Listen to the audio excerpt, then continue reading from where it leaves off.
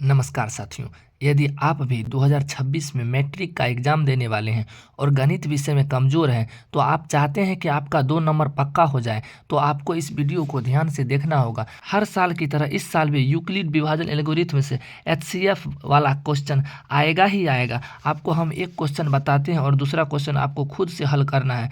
यहाँ पर देखिए, एक क्वेश्चन है 84 और 226 का यूक्लिड विभाजन एल्गोरिथ्म की सहायता से एचसीएफ निकालना। इसके लिए सबसे पहले आपको यहाँ पर लिखना होता है माना कि आपको जो क्या मानना होता है। तो सबसे पहले इसमें जो बड़ा वैल्यू होता है उसको ए माना जाता है।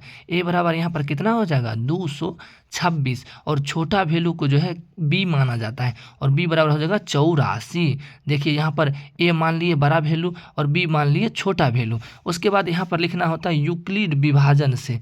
क्या लिखेंगे? यूक्लिड विभाजन से।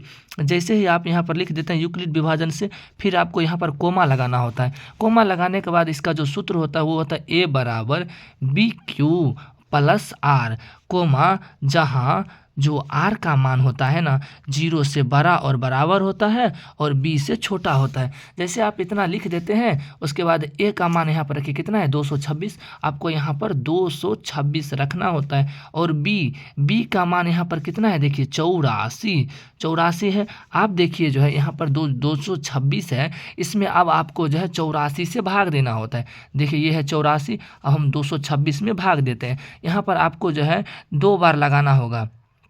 2 बार जैसे लगाते हैं 2 चौक 8 हो गया, तो 8 दूनी 16 हो गया। देखिए यहाँ पर 2 बार भाग लगे तो 2 चौके 8 और 2 आठे 16। जैसे लगा दिया, यहाँ पर 6 में से 8 गया तो कितना बचा 8, और यहाँ पर जो है 1 बचा, 1 में से तो 6 नहीं घटेगा, इसके लिए यहाँ से पैंचा लेंगे तो हो जाएगा 11, और 11 में से 6 घटा तो कितना बचा तो 5, और यहाँ पर 1 बचा, 1 में से गया 31। यहाँ पर देखिए जो 84 है ये हुआ बी का मान, बी दे दिए, फिर गुना। यहाँ पर देखिए जो भागफल होता है वो होता है क्यू कितना है 2, तो यहाँ पर लिखना है 2। उसके बाद जो शेष आता है वह होता है आर कितना है 58, फिर यहाँ पर आपको लिख देना है। उसके बाद आपको निचले प्रोसेस में क्या करना होता है, बाद यहाँ पर जो बी होता है उस बी को यहाँ पर अब आपको लिखना होता है। जैसे बी को यहाँ पर लिख देते हैं, अब इस बी में जो है इस शेषफल से भाग लगाते हैं। तो जब आप शेषफल से भाग लगाइएगा तो 58 से भाग लगाइएगा, अब बी का मान कितना हो जाएगा 58। फिर आपको 58 से जैसे यहाँ पर भाग लगाएगा तो एक बार में भाग लगेगा, और शेषफल के रूप में आपके पास बच जाएगा कितना, तो 26 बच जाएगा शेषफल के रूप में।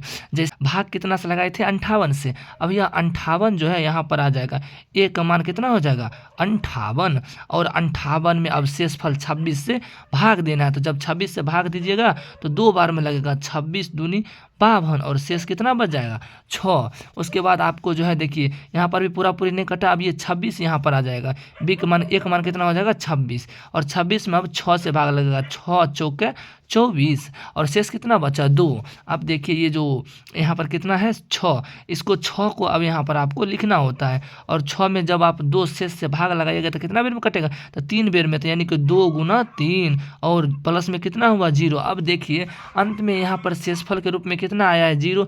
जब 0 शेषफल आ जाएगा ना, तो जितना बार में जो आप कटा है तो वो आपका हो जाता है एचसीएफ। कितना बार में पूरा पूरी कटा है, तो 2 से जब भाग लगाए तब कटा है, तो यहाँ पर जो एचसीएफ निकल कर आया कितना आया, तो 2 आया। अब आप इसी तरह इस प्रश्न का जो 2 नंबर क्वेश्चन है 120 460, इसका आपको एचसीएफ निकाल कर कमेंट में उत्तर लिखना है। वीडियो अच्छा लगा तो लाइक और सब्सक्राइब करें। धन्यवाद।